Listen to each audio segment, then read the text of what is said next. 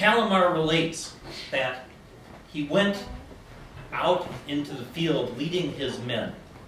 And as he went into the woods, he had a large enough group that they functioned as an independent unit. And looking in the distance through the woods, he thought that he spied an eastern force. And so he said, "Charge, men!" And he ran forward. He ran forward until he reached a stream, a small stream with a little bridge over it.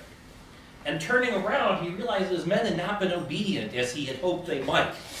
And they were far behind him. Luckily, he said, no Easterners had seen him yet. And just as he turned to rejoin his men, he heard the familiar voice of an Eastern duke say, "It's Talymar! Cut him off!" So rapidly, Talymar found himself surrounded by about 24 tigers. As he watched his men and his banner recede into the distance, he stopped. And he looked at the Eastern Duke, his peer, and a man of nobility, and he said, "Since I am to die, may I die in honorable combat." And the Easterners pondered this, and they agreed that it was a right and proper thing. And so they decided to allow Talymar to fight them one at a time. And they were never seen again. Then they had to decide who got to go first. And they chose in the end to line up in reverse order of precedence. As Talymar tells it, he was working his way through the squares and was well into the nights when he was starting to get tired. And he knew that he had little time left to live. So as he stood there, he pondered, and he saw his banner moving rapidly back into the Eastern army. And he said, "Your Grace, if I am to die, may I at least die with my banner in my hand." And the Easterners pondered this, and they agreed it was a right and proper thing that their noble enemy should die with his banner. But they knew he was crafty, and they feared he might escape. So, in their wisdom, they chose to link arms and surround him, the 10 survivors that were left, the knights and dukes of the Eastern army. And they took their time to surround him and walk in a circle with Talymar in the center where he could do them no harm. However, there's a problem, for in battles, there are holds.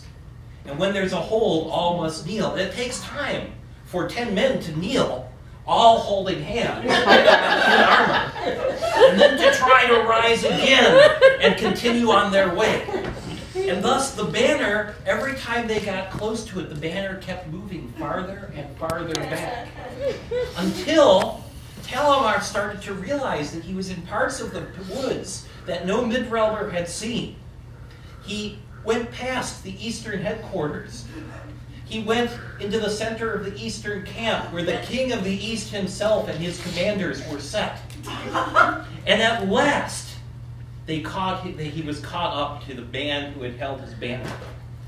And he walked up to him. He was allowed to go up to him under close guard.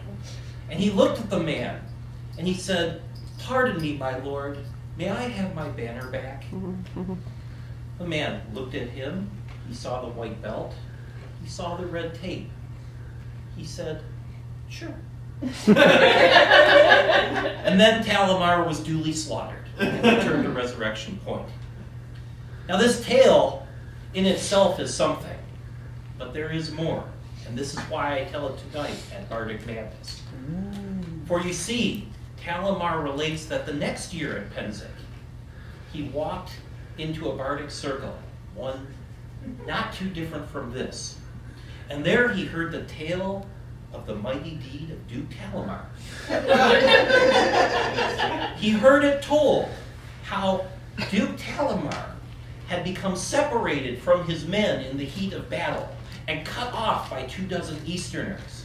That he had hacked and slashed his way through them, leaving them dead on the field, and had pursued the bearer of his banner straight into the middle of the Easterners. the bearer of his banner to combat. Exhausted though he was, they fought, and as he was pierced through, with his last breath he swung his arm and made contact. And as he and the banner bearer went down in a double kill with his last breath, he reached up to hold his banner high, defying the king of the east with his face.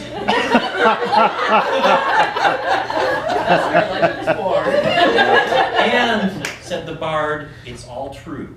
Myself. Talymar said he sat for a moment. He pondered for a moment. And he decided some tales are too good not to be told.